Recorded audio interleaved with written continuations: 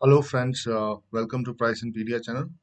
आज मैं आपके सामने एक बहुत ही स्पेशल कंपनी लेकर आया हूँ। कंपनी का नाम है एस्ट्रल। और ये कंपनी करती क्या है? ये कंपनी एस्टैब्लिश हुई थी 1996 में। और ये प्लम्बिंग और ड्रेनेज सिस्टम्स जो भी हमारे कंट्री में है, जो भी हमारे मुल्क में है, वो सब बनाते हैं। और इस कंपनी ने अब एडेसिव बिजनेस में भी मतलब वेंचर किया है। जैसे कि आपने सुना होगा, पिडिलाइट एडेसिव बनाती है। अब ये कंपनी ने भी एडेसिव बिजनेस में मतलब फोरे किया है। इसके अलावा इसका जो मेन बिजनेस है इस कंपनी का, वो पाइपिंग है। 77% ऑफ जो रेवेन्यूज है जो इस कंपनी के आते हैं, वो सब पाइपिंग से आते हैं। ये plumbing, sewage, agriculture industries, fire sprinklers, ये इस तरीके की पाइप्स बनाते हैं। ये इसके अलावा पाइप्स बनाते हैं कंड्यूट और केबल प्रोटेक्शन के लिए, एंसिलरी प्रोडक्ट्स, अर्बन इंफ्रा और डक्टिंग के भी पाइप्स बनाते हैं। तो ये था इस कंपनी का इंट्रोडक्शन। अब हम जरा नंबर्स की तरफ चलते हैं कि इस कंपनी ने किस तरीके के नंबर्स दिए हैं। सबसे पहले कंपनी का जो मार्केट कैप है वो करीब करीब 38,873 करोड़ है, यानी कि ये एक मिड कैप कंपनी है। इसका आरओसी 30% है और आरओई 23.8% है, जो कि बहुत ही जबरदस्त है।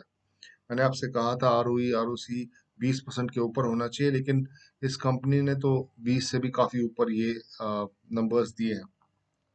अब अगर हम इसका पी की बात करें, इंडस्ट्री का पी करीब करीब 24 है और इसका पी करीब करीब 96 है। यानी कि ये कंपनी एक्सपेंसिव है as compared to the industry के जो बाकी प्लेयर्स है। लेकिन आपको अच्छी कंपनी हमेशा महंगी ही मिलेगी, ये बात तो 100% तय है। तो इसलिए हमें स्टॉक पी की तरफ इतना कुछ खास ध्यान नहीं देना चाहिए। रिटर्न ऑन इक्विटी 23.8% है, जो कि हमने यहाँ पर भी देखा था।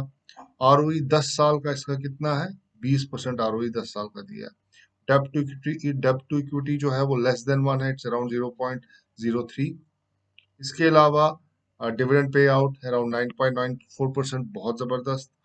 और return on asset 16.4%। Pledged percentage मतलब कि इस कंपनी के कुछ शेयर्स अगर गिरवी है, कोई भी शेयर्स कंपनी का गिरवी नहीं है।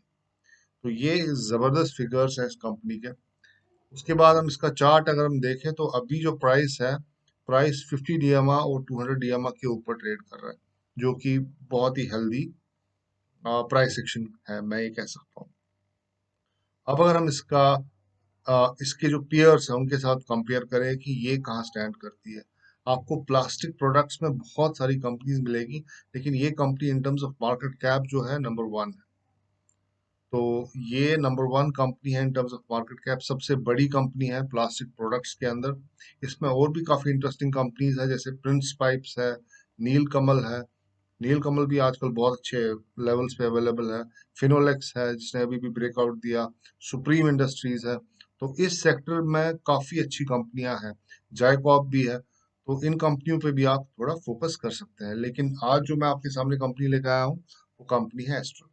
अब जरा हम इसके क्वार्टरली नंबर्स पे एक नजर डालते हैं कि क्वार्टरली नंबर्स किस तरीके से चल रहे हैं। देखिए दोस्तों, यहाँ पर सीधा साधा ब्रेकआउट है in terms of quarterly numbers. यहाँ देखिए 800, 700, 400, 600, 600, 700। और यहाँ पर 800 से डायरेक्ट 1128 करोड़ की सेल्स हुई है। ऑपरेटिंग प्रॉफिट देखिए 191 से 254, ब्रेकआउट। ओपीएम परसेंटेज 21% से 23% बढ़ के आई है। उसके बाद प्रॉफिट आफ्टर टैक्स यहाँ पर भी ब्रेकआउट है। यहाँ पर दिसंबर 2020 में 165 था और यहाँ 229 है। अच्छी खासी जंप है, 30 से 40 50% की लगभग जंप यहाँ पर है। इसके बाद ईपीएस की जरा आप देखें, अर्निंग्स पर शेयर। यहाँ पर दिसंबर 2020 में अर्निंग्स पर शेयर 6.13 था और यहाँ देखिए कितना है, 8.69। यहाँ पर भी 30-40% की जंप है। यानी कि हर एक नंबर यहाँ पर ब्रेकआउट ही दिखा रहा है। आप प्रॉफिट एंड लॉस स्टेटमेंट में चलते हैं, वहां देखते हैं वहां क्या है। तो इसका ऑपरेटिंग मार्जिन जो है वो देखें 17% से बढ़ के 20% हो गया। प्रॉफिट बिफोर टैक्स जो है ये भी 306 से 533। तो ये भी एक ब्रेकआउट फिगर है। अर्निंग्स पर शेयर इन रुपीज ये कितना, 12.34 से बढ़ के 20.13, ये भी एक ब्रेकआउट फिगर। तो हर एक फिगर यहाँ पर ब्रेकआउट ही दिखा रही है। अब अगर हम इसके रिजर्व्स देखें, इस कंपनी के रिजर्व्स कितने हैं, यानी कि कितना पैसा है इसके पास, 1876 करोड़। और बोरोइंग कितनी है, बहुत ही कम, 53 करोड़। बोरोइंग्स काफी कम है और रिजर्व काफी ज्यादा है। इससे ज्यादा मेरा ख्याल है स्ट्रेंथ हम और किसी पैरामीटर से इतनी अच्छी नहीं माप सकते जितना हमें रिजर्व्स और बोरोइंग से पता चलता है कि बहुत ही हेल्दी कंपनी है। कुछ कुछ इन्होंने कहीं से कोई कर्जा लिया ही नहीं है, कर्जा सिर्फ 53 करोड़ का है और इनके पास 1876 करोड़ है। तो बहुत ही जबरदस्त। इसके अलावा अब अगर हम इसका कैश फ्लो देखें, बहुत ही इंपॉर्टेंट पैरामीटर होता है कैश फ्लो। तो कैश फ्रॉम ऑपरेटिंग एक्टिविटी कितना है, 664 करोड़। तो आप पुराने फिगर्स देखें, यहाँ मार्च 2010 में सिर्फ 24 करोड़ था और आज देखिए कंपनी कहाँ पहुंच गई है, 664 करोड़ पे पहुंच गई है। मतलब कितनी ग्रोथ इस कंपनी ने मार्च 2010 से अभी तक दिखाई है। लेकिन मार्च 2020 में देखिए कितना कैश था, 405। और मार्च 2021 में कितना है, 664। मतलब ये भी एक ब्रेकआउट फिगर है। सीधा साधा ये 50% का जंप है कैश फ्लो में भी, बहुत जबरदस्त। इसके बाद आरओसी अगर आप देखें, 22% से बढ़ के आरओसी सीधा 30% पे आया है। ये भी एक ब्रेकआउट फिगर है। शेयर होल्डिंग पैटर्न्स की बात करें आप, अब देखते हैं कि प्रमोटर्स के पास कितना है, एफआईए के पास कितना है, डीआईएस के पास कितना है। ये देखिए प्रमोटर्स जो है अपना स्टेक कंटिन्यूअसली मेंटेन किए हुए हैं, 55.74%। उन्होंने बिल्कुल भी डिक्रीज नहीं किया है। तो अगर प्रमोटर अपना स्टेक डिक्रीज नहीं कर रहा है तो मतलब he is confident about the company, right. The same way FIIs, FIIs ने भी 20.36 सितंबर 2020 के बाद यहाँ पर उन्होंने अपना स्टेक बढ़ाया है 22.17। और मार्च 2021 में हल्का सा स्टेक फिर से बढ़ाया विच इज 22.7। डीआईआईज ने अपना स्टेक हल्का सा यहाँ पर कम किया। At the same time public के पास शेयर है, वो पहले 14.02 थे, वो अब कम हो गए हैं। मतलब कि जो शेयर पब्लिक से है वो शायद प्रमोटर के पास गए होंगे या एफआईआईज के पास गए होंगे, दोनों में से किसी एक के पास ये शेयर्स गए। तो दोस्तों ये एक जबरदस्त कंपनी है जो मैं आज आपके सामने लेके आया हूँ। इनफैक्ट आज मेरा जो शेड्यूल था काफी टाइट था, क्योंकि मैं, जैसा आप लोग जानते हैं, मैं ये वर्कशॉप लेने वाला हूँ जिसमें मैं प्राइस सेक्शन के बारे में क्लैरिटी दूंगा। ये वर्कशॉप करीब करीब मेरा ख्याल है 30 से 40 घंटे तक चलेगा और उसमें काफी इंटरेक्टिव सेशंस भी होंगे। और मेरी कोशिश यही होगी कि जो भी इस वर्कशॉप को अटेंड करेगा वो एक प्रॉफिटेबल ट्रेडर बन सके। तो इस सिलसिले में मैं काफी बिजी था, मेरे पास टाइम नहीं था कि मैं कोई वीडियो बनाऊं, लेकिन मैंने सोचा कि आप लोग वेट करते रहते हैं, so I am quickly making this video for you. तो खैर ये था इसका fundamental analysis as far as Astral is concerned. Now let's move on to the technical analysis. अब टेक्निकल एनालिसिस में आपको पता है मैं पहले मंथली चार्ट देखता हूँ, फिर वीकली चार्ट देखता हूँ और उसके बाद मैं डेली चार्ट में जाता हूँ। तो इस तरीके से मुझे पता चलता है कि किस तरीके से इस स्टॉक का प्राइस बिहेव कर रहा है। क्योंकि सिर्फ फंडामेंटल्स तो खैर इंपॉर्टेंट है, लेकिन अगर फंडामेंटल्स उसके प्राइस में ना दिखे, मतलब अगर किसी कंपनी के फंडामेंटल्स अच्छे हैं तो उसका प्राइस भी ऊपर जाना चाहिए। ऐसा नहीं कि फंडामेंटल्स बहुत अच्छे हैं लेकिन प्राइस ऊपर जा ही नहीं रहा। अब आप कोल इंडिया की बात कीजिए, कोल इंडिया एक ऐसी कंपनी है जिसके फंडामेंटल्स बहुत अच्छे हैं, लेकिन प्राइस वही ऊपर नीचे ऊपर नीचे ऊपर नीचे कर रहा है। प्राइस किसी एक डायरेक्शन में ऊपर जा ही नहीं रहा है। तो मतलब it has been a wealth destroyer for I would say many years now, right. तो हमें फंडामेंटल्स तो इम्पोर्टेंट है, लेकिन वो फंडामेंटल्स हमें चार्ट में भी दिखने चाहिए, टेक्निकल्स में दिखने चाहिए। जब हमें वो फंडामेंटल चार्ट में दिखेंगे तो हम ये कह सकते हैं कि हाँ भाई, कंपनी सही में अच्छी कंपनी है। तो आइए अब हम एस्ट्रल का टेक्निकल एनालिसिस करते हैं और मल्टी टाइम फ्रेम एनालिसिस का अच्छे से करते हैं। आइए।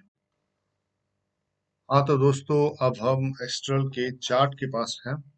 तो यहाँ जो चार्ट आप देख रहे हैं, ये चार्ट एक मंथली चार्ट है जो यहाँ पर मैंने एम सिलेक्ट किया हुआ है। ये एम आप देख रहे हैं कि ब्लू में है। तो let's try to understand what this company has been doing as far as price is concern.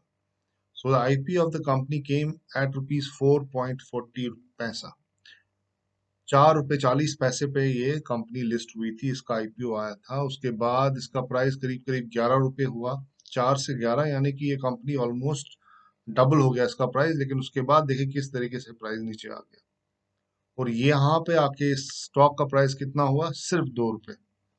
अगर आपने इस कंपनी में सिर्फ 10,000 के ही शेयर लिए होते तो मेरा ख्याल है आज की डेट में आप करोड़पति बन गए होते। तो ये 2 रुपए का शेयर आज की डेट में कितने का शेयर हो चुका है? ये शेयर हो चुका है करीब करीब 1786, सॉरी 1934 रुपए का हो गया। इसने 87,892% रिटर्न्स दिए। This is amazing. इस तरह के जो रिटर्न्स है ये आपको कोई एसेट क्लास नहीं दे सकता अदर देन स्टॉक मार्केट। और कौन लोग हैं ऐसे जो बोलते हैं कि सिर्फ पैसा इंट्राडे ट्रेडिंग में कमाया जा सकता है? और जो लोग इंट्राडे ट्रेडिंग के पीछे पड़े रहते हैं उनको ये चार्ट जरूर देखना चाहिए कि पैसा किस तरीके से बनता है। स्टॉक मार्केट में पैसा चार्ट्स को देखने से, प्राइस को ऊपर नीचे देखने से नहीं बनता। स्टॉक मार्केट में अगर पैसा बनता है तो सोते हुए बनता है। सिर्फ आपको एक बार मेहनत करनी होती है, आपको एक अच्छी कंपनी ढूंढनी होती है, उसमें पैसा इन्वेस्ट करना होता है और आप उसके बाद घूमने चले जाएं, सो जाएं, जो मर्जी वो करें, प्राइस खुद ब खुद ऊपर जाएगा। तो यहाँ देखिए कितने जबरदस्त रिटर्न्स इस कंपनी ने दिए हैं। अब इसके प्राइस एक्शन अगर हम समझे तो यहाँ देखिए प्राइस किस तरीके से ऊपर आया। मेरा ख्याल है इसमें समझाने का कोई स्कोप ही नहीं है। यहाँ पर ये देखिए ये ब्रेकआउट था, ब्रेकआउट के बाद एक टाइट चैनल थी, उसके बाद यहाँ पर स्टॉक ने थोड़ा आराम किया। आराम के बाद क्या हुआ साहब? यहाँ आराम किया और उसके बाद फिर से 1303%, 1600% के रिटर्न्स दिए यहाँ पर। इस पॉइंट से लेके इस पॉइंट तक 1652% के रिटर्न्स थे। उसके बाद स्टॉक ने फिर से यहाँ पर थोड़ा आराम किया। आराम करने के बाद साहब फिर से स्टॉक निकल पड़ा और यहाँ से इसने कितने जबरदस्त रिटर्न दिए? करीब करीब 852%, 852% के रिटर्न दिए। What this stock has been doing is something amazing. Look at this. The stock went down up to rupees 2. It was listed at around something at around 4.75 paise and then it went all the way down to 2.25 paise. And it after that it rallied. And how much did it gain? It gained around 800%. So the first up move was around 800%. Then it took some rest. The second up move was 1652%. Then again it took rest. And the third up move was how much? It was 852.36%. So you can just imagine how this company has been doing, right? Right from the onset, this company has been performing extremely well. Now let's go into the weekly chart. Let's try to understand what's happening in the weekly chart here. So our point of interest is this area here. So look at this, the price here. This is the point. So this is the support area. Price just went up and then it came back and tested the support area. So this was 1 and this is 2. It tried to break this support here, but it was a false breakout and the price again closed above this line and it just went on higher. So after that, what's happening here is that price has made a channel. This is a channel. Look at this. This is a channel. So price has made a beautiful channel and this channel has taken price all the way from 583 rupees to 1934 rupees. That means the stock has become 4x from I would say the COVID levels when the COVID came. जब से COVID आया उसके बाद से क्या हुआ? यहाँ पर एक बॉटम बना, उसके बाद यहाँ पर एक बॉटम बना, ये दो बॉटम बने और उसके बाद प्राइस ने क्या किया? एक चैनल में चला गया और ये चैनल प्राइस को कहाँ से कहाँ लेके चली गई? It took the price from 598 rupees to all the way to 1943. So it's like 4x. It's a 4x increase in price. Now our area of interest is the current daily chart. Now we know from the monthly and the weekly chart the stock is doing really well. It has been doing very well. We have read the fundamentals and the fundamentals also reflect that the stock is doing exceedingly well, right?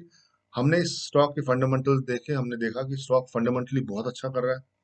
उसके बाद हमने monthly chart देखा, monthly chart भी हमें जबरदस्त लगा। उसके बाद हम इसके वीकली चार्ट पे गए, वीकली चार्ट में भी हमें कुछ खराबी नजर नहीं आई। अब जो हमारी कर्म भूमि है, अब जो हमारा जो एक्शन प्लान है वो कहाँ पे इम्प्लीमेंट होगा? वो इम्प्लीमेंट होगा डेली चार्ट के अंदर। So now we have to go to the daily chart and we have to look for entry in the daily chart.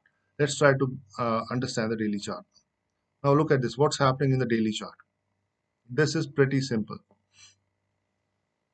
The price went from here and it made a 52-week high here, right? So if you remember in my previous videos, I have been talking about how the stock behaves when it goes to the 52-week high. The first time when a stock touches the 52-week high, it's a natural reaction that the price will come down. जब भी कोई stock अपने 52-वीक high को touch करता है, उसके बाद एक नेचुरल रिएक्शन होती है कि स्टॉक नीचे चला जाता है, और ये स्टॉक भी नीचे चला गया। उसके बाद इस स्टॉक ने क्या किया, कंसोलिडेट किया, एक रेंज में चला गया। ये देखिए, ये लोअर थी, ये अपर था, यहाँ पर फॉल्स ब्रेकआउट मिला। यहाँ पर मैं एक लाइन बनाता हूँ, उससे आप अच्छे से समझ जाएंगे कि यहाँ हो क्या रहा है। यहाँ देखिए आप, ये स्टॉक एक रेंज में चला गया। यहाँ पर ये देखिए, ये this was the range, right. इस रेंज में स्टॉक ट्रेड करना शुरू हो गया, और यहाँ पर स्टॉक ने इस रेंज को नीचे की तरफ तोड़ा, और अगला ही कैंडल ऊपर बना और वापस प्राइस इस रेंज के अंदर चला गया। तो ये एक ट्वीजर बॉटम टाइप था। यहाँ पर इसको मैं थोड़ा बड़ा कर देता हूँ ताकि आप अच्छे से समझ सके। ये देखें, तो यहाँ पर क्या हुआ, प्राइस ने ब्रेकआउट दिया नीचे की तरफ, लेकिन अगला ही कैंडल इतना सुपर स्ट्रांग था, उसने प्राइस को वापस इस चैनल के अंदर, इस ट्रेडिंग रेंज के अंदर वापस पहुंचा दिया। तो प्राइस वापस इस ट्रेडिंग रेंज के अंदर रेंज बाउंड था। तो यहाँ प्राइस कर क्या रहा था, व्हाट वाज इट डूइंग? अगर आप कोई काम कर रहे हैं, सपोज कीजिए आप कोई ऐसा काम कर रहे हैं तो जिसमें आप थक जाते हैं, उसके बाद आप क्या करते हैं, नेचुरल सी बात है, आप रेस्ट करेंगे उसके बाद। तो यहाँ पर स्टॉक ने ऑल द वे 52-वीक हाई मारा, उसके बाद जाहिर सी बात थी, स्टॉक थक गया था, अब स्टॉक को थोड़ा आराम करना था। और सबसे बेस्ट आराम कहाँ होता है? प्राइस एक्शन की दुनिया में सबसे बेस्ट आराम ट्रेडिंग रेंज के अंदर होता है। तो यहाँ पर स्टॉक ने आराम करना शुरू कर दिया, और यहाँ आराम कर रहा था। आराम करते करते फिर बाद में उसको लगा कि भाई अब मैं तैयार हो चुका हूँ, मुझ में एनर्जी आ चुकी है। ये देखें, ये यहाँ कहाँ आपको इंडिकेशन मिली कि स्टॉक ऊपर जाने के लिए तैयार है, कि इस स्टॉक ने अब यहाँ पर इस ट्रेडिंग रेंज के इस लाइन को टच नहीं किया। देखिए बेस कहाँ बनी, इसके ऊपर बनी, यहाँ पर बेस बनी। ये देखिए, ये बेस जो है ये इस लाइन के ऊपर है, करेक्ट। तो ये बेस यहाँ बनी, ये एक स्ट्रेंथ की बात थी। उसके बाद स्टॉक ने क्या किया, ये देखिए किस तरीके की रैली दिखाई, ऊपर चला गया। यहाँ पर इसने एक उछाल मारी, फिर से इस हाई को टच करने की कोशिश की, लेकिन कामयाब नहीं हो सका। हल्का सा स्टॉक नीचे आ गया, फिर से आराम किया, और वापस अगली छलांग ऊपर की तरफ। और उसके बाद अब स्टॉक क्या कर रहा है, अब स्टॉक ने इस रेजिस्टेंस को बड़े आराम से तोड़ दिया है। ये रेजिस्टेंस कौन सी रेजिस्टेंस थी? ये रेजिस्टेंस यहाँ पर पहली बार आई, यहाँ पर दूसरी बार आई, यहाँ पर तीसरी बार आई, और अब उसके बाद यहाँ पर चौथी बार जब ये आई तो उसको तोड़ दिया गया, और प्राइस इस रेजिस्टेंस को क्रॉस करके ऊपर चला गया। और अब जो ये कैंडल आपको दिख रहा है यहाँ पर, ये जो वीकली कैंडल आपको दिख रहा है, ये वीकली कैंडल जो है ये रिटेस्ट कर रहा है। अब ये जानना चाहता है कि भाई, ये जो मैंने इस रेजिस्टेंस को तोड़ा है, क्या ये इतनी ताकतवर है, इतनी ताकत है इसमें कि ये मुझे मेरे लिए सपोर्ट का काम कर सकती है कि नहीं? जब आप घर से कहीं निकलते हैं तो आप दरवाजे को लॉक करके जाते हैं, और आप जहां जाना होता है वहां निकल जाते हैं। लेकिन लॉक करने के बाद आप एक बार टेस्ट तो करते हैं ना कि मैंने लॉक सही से लगाया कि नहीं, कहीं ऐसा तो नहीं है कि लॉक खुला रह गया। या लॉक की बात छोड़िए, आप कोई भी काम करते हैं जिंदगी में, तो आप उसके बाद उसको एक बार चेक तो कर लेते हैं ना कि भाई वो जो काम आपने किया है, क्या वो सही है कि गलत है। जब आपको यकीन हो जाता है कि हाँ ये काम सही है, उसके बाद आप अपना अगला पड़ाव, अपना अगला काम करना शुरू कर देते हैं। तो यहाँ पर इस स्टॉक ने क्या किया है, स्टॉक ने एग्जैक्टली वही चीज की है। तो यहाँ पर ये जो स्टॉक है, इसने इस रेजिस्टेंस को तोड़ा, इस रेजिस्टेंस को तोड़ा, ऊपर चला गया, और उसके बाद ये वापस नीचे आया। ये चेक कर रहा है कि भाई ये जो रेजिस्टेंस है, क्या ये मुझे सपोर्ट का काम देगी कि नहीं देगी। अब हमें भी इस चीज को देखना है कि क्या ये रेजिस्टेंस सपोर्ट बन चुकी है या नहीं बन चुकी है। अब हमें कैसे पता चलता है कि ये रेजिस्टेंस सब सपोर्ट बन चुकी है? क्योंकि हम सिर्फ प्राइस एक्शन पर डिपेंड नहीं करते। हमारा जो अप्रोच है वो टेक्नो फंडा अप्रोच है, यानी कि हम टेक्निकल जो फंडामेंटल्स दोनों को साथ लेके चलते हैं। और जब आप टेक्निकल जो फंडामेंटल्स दोनों को साथ लेके चलते हैं, तो आपका जो मार्जिन ऑफ एरर है वो बहुत कम हो जाता है, आपसे गलतियां बहुत कम हो जाती हैं। तो वहां हमने फंडामेंटल्स में देखा कि भाई स्टॉक जो है अमेजिंग नंबर्स दे रहा है। तो असली जो क्या कहते हैं उसको, पुश होता है, असली जो पुश एक स्टॉक में आता है वो फंडामेंटल से आता है। तो फंडामेंटल्स तो स्टॉक को ऊपर पुश कर ही रहे हैं। इसके अलावा हमने मंथली चार्ट देखा, वहां भी हमें अच्छा खासा स्ट्रक्चर नजर आया। हमने वीकली चार्ट देखा, वहां भी अच्छा खासा स्ट्रक्चर नजर आया। तो एटलीस्ट मैं तो कन्विंस हूँ कि ये इसका स्टॉक जो है इस रेजिस्टेंस को अब सपोर्ट बना चुका है। अब हम इस स्टॉक के अंदर बड़े आराम से यहाँ पर एक एंट्री ले सकते हैं। और अगर आपको इन्वेस्ट करना है, अगर आपको इस स्टॉक में इन्वेस्ट करना है, तो आपका स्टॉप लॉस करीब करीब 1713 पे होना चाहिए। और अगर आप ट्रेडिंग कर रहे हैं, अगर आप शॉर्ट टर्म ट्रेडिंग कर रहे हैं, तो आपका स्टॉप लॉस कहाँ होना चाहिए? 1827 पे होना चाहिए। और यहाँ से मैं समझता हूँ कि स्टॉक आपको 25 से 30% का मूव या फिर शायद उससे ज्यादा भी दे सकता है, लेकिन आपको पेशेंस से इस स्टॉक में अब बने रहना है। ये स्टॉक बिल्कुल तैयार है मूव करने के लिए। तो दोस्तों, ये था मेरा एनालिसिस एस्ट्रल का। बहुत ही जबरदस्त कंपनी है। आप ये इस स्टॉक में एक लॉन्ग टर्म के हिसाब से भी इन्वेस्ट कर सकते हैं। ये बिल्कुल मत सोचे कि भाई ये कंपनी का प्राइस यहाँ तक आ गया है, अभी और कितना ऊपर जाएगा। देखो दोस्तों, ऐसा है कि एक आदमी जिंदगी में कितना ऊपर जा सकता है, कितना ऊपर जा सकता है। वो तब तक ऊपर जाएगा जब तक वो मेहनत करेगा। मेहनत उसको ऊपर लेके जाएगी, ऊपर लेके जाएगी, ऊपर लेके जाएगी। इन द सेम वे यहाँ पर फंडामेंटल्स, यानी कि कंपनी जो है अपने नंबर्स अच्छे देते जा रही है, हर क्वार्टर ऑन क्वार्टर अच्छे नंबर देते जा रही है, अर्निंग पर शेयर बढ़ रहा है, प्रॉफिट बढ़ रहा है। अब जब ये चीजें बढ़ रही है तो जाहिर सी बात है प्राइस को भी ऊपर जाना ही जाना है। तो ऐसा बिल्कुल मत सोचे कि ये अब यहाँ तक आ चुकी है, अब कितना जाएगी। आप एमआरएफ के शेयर को देखें जो आज की डेट में करीब करीब मेरा ख्याल है 80-85 हजार का हो गया है। तो जब वो 10 हजार 15 हजार का था तो तब भी लोग यही बोलते थे कि अब कितना ऊपर जाएगा। लेकिन आप देखिए वो जाते जाते कहाँ पहुंच गया, 80-90 हजार तक पहुंच चुका है। अब शायद वो 1 लाख में भी आने वाला है। तो बिल्कुल उसी तरीके से ये स्टॉक तो अभी सिर्फ 1934 पर है। अब कल को इसका स्प्लिट हो जाएगा तो ये स्टॉक आपको वापस 200 या 300 रुपए पे दिख जाएगा। तो ऐसा बिल्कुल मत सोचिए स्टॉक मार्केट में। आ, ये बिल्कुल नहीं सोचना चाहिए। एट द सेम टाइम मैं आपको फिर से एक बात बताता हूँ, स्टॉक मार्केट में अगर आपको बड़ा पैसा बनाना है तो स्क्रीन को देखना छोड़ दीजिए। जितना ज्यादा आप स्क्रीन को देखेंगे उतना ज्यादा आप फ्रस्ट्रेट हो जाएंगे और उतना ज्यादा आप लॉस में चले जाएंगे। जिन लोगों को लगता है कि असल जिंदगी में हम मेहनत करके पैसा कमाते हैं तो स्टॉक मार्केट में भी मेहनत करेंगे। मेहनत करने का मतलब उनको ये लगता है कि हम स्क्रीन को बस देखते रह जाएंगे। हम जितना स्क्रीन को देखेंगे उतनी हम मेहनत कर रहे हैं, और जितनी हम मेहनत कर रहे हैं उतना हमको पैसा मिलेगा। ऐसा कुछ नहीं है दोस्तों। जितना आप स्क्रीन को देखोगे उतना आप पैसा लूज करोगे, क्योंकि ये स्टॉक मार्केट जो है ये बहुत ही एक ऐसा मैकेनिज्म है जो आपकी जेब में से पैसा निकाल देगा। तो इसकी वॉलेटिलिटी के चक्कर में मत आए। Ignore this volatility. आप अच्छा एनालिसिस करें, एक स्टॉक को ढूंढे, उस पर इन्वेस्ट करें और साइड में बैठ जाए, सो जाए। आप सोएंगे लेकिन आपका पैसा बनेगा। तो this is the approach, this is the attitude which you should have when you want to make money in the stock market. Even if you're doing a swing trading, even if you're doing it for 10 days, 15 days, 20 days, the approach is always the same. And stay away from intraday trading. Intraday trading is not the only way to make money in stock market, but yes, it is the best way to lose money in the stock market. अगर आप पैसा गंवाना चाहते हैं, then it's the best way. I am not against intraday trading. मैं intraday trading के बिल्कुल against नहीं हूँ।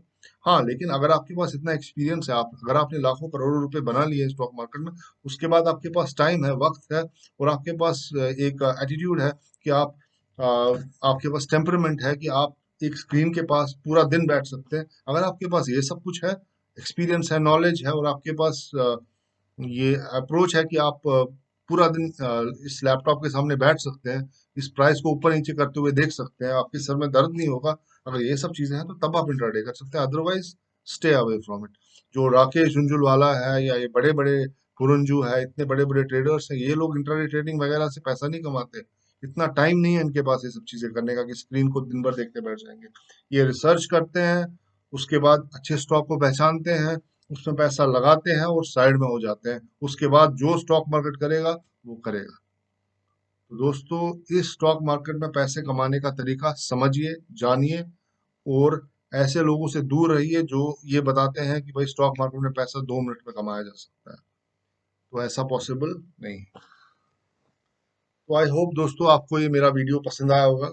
मैं आपसे ये रिक्वेस्ट करूंगा कि आप इस चैनल को सब्सक्राइब करें, लाइक करें और कमेंट जरूर दें, ताकि ये चैनल और आगे बढ़ सके और मैं आपके लिए अच्छे से अच्छा काम कर सकूं।